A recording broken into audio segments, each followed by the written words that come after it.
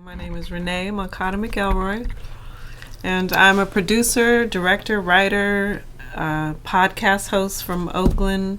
Actually, I was originally born in San Francisco, but I also claim Oakland. And you've done many, many things. If people go to your IMDb page, you have a lot of credits in there.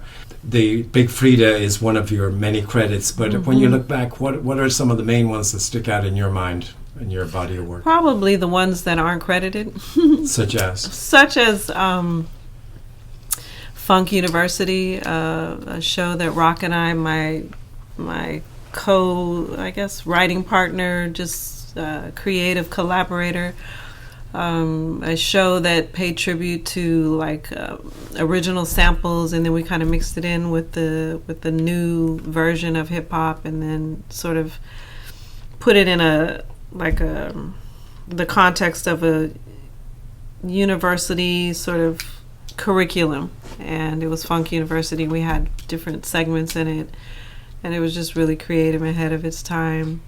Documentaries. I think I like to consider myself more as a documentarian, an archivist, in that it's more of about the moment that I'm looking at, and being in the moment at that time, and not realizing how valuable that moment is, and not really thinking about what's going to happen with it afterwards and where it's going to go or where it's going to live, but that moment will never be again. And I just love that aspect of it, and being able to have the accessibility to a different artist or a specific musical genre, and not seeing any other cameras there but me, Yeah. So I enjoy that.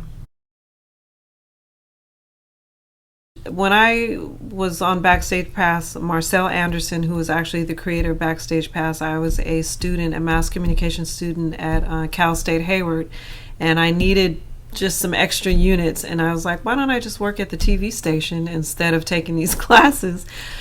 And so I introduced myself to Marcel, and at that time they were just filming in the studio. Just whatever artists were in town, they would invite them to come to the studio to do interviews for the station. And I was just like, there's a whole world out here, like, let's get out into the field, let's get the community to see us. And so we just started venturing out and going to the Billboard Music Awards, the California Music Awards. When different artists came into town, I would call the label and just be like, hey, we're a college station, can we come and do an interview, promote the artists?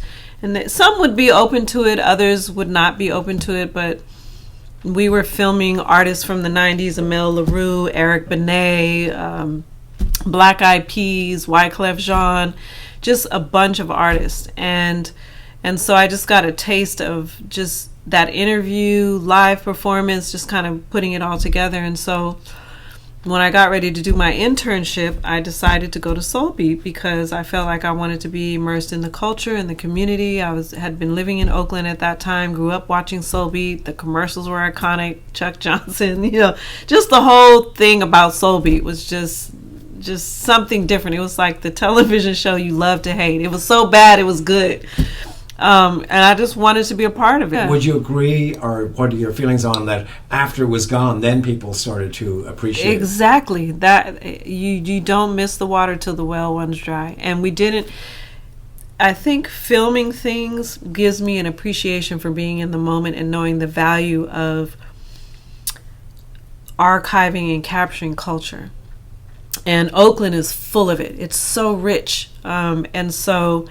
For me, it didn't matter that it was janky. It was ours, and it was entertaining. It was original.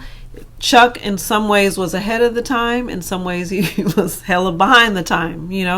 The fact that he had his network in a mall before Good Morning America did it. Before daytime TV did it, he was doing it. He had Shopping Beat. Before QVC did. He had Dr. Watson on there, medical beat or real estate beat. Like, he gave people an opportunity.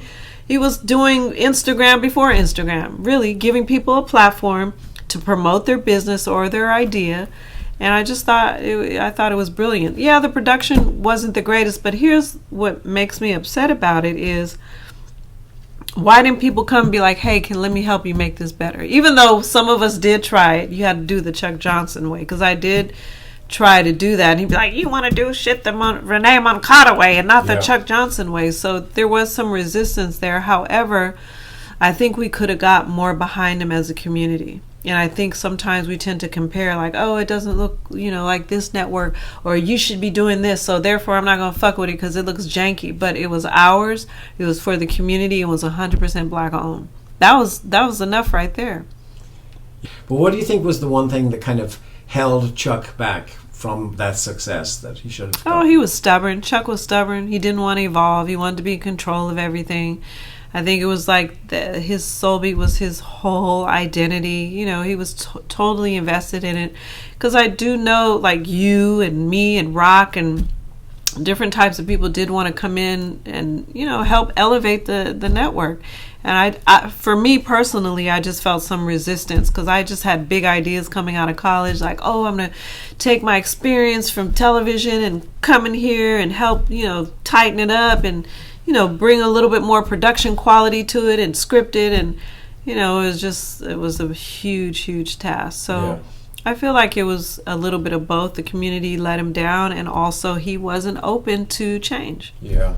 And also the internet came about, and that all sort But of let me tell you, Chuck Johnson was on up on the internet too, because he was in the Caribbean online. He used to say, he was up on the From what internet. year?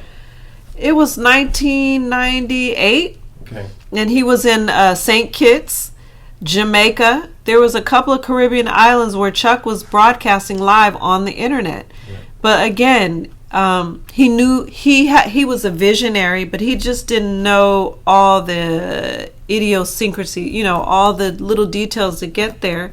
And I think people were so much paying attention to the production quality and not the bigger picture of the vision of what he was doing and what he was trying to carry out. And I think that's where we missed the mark.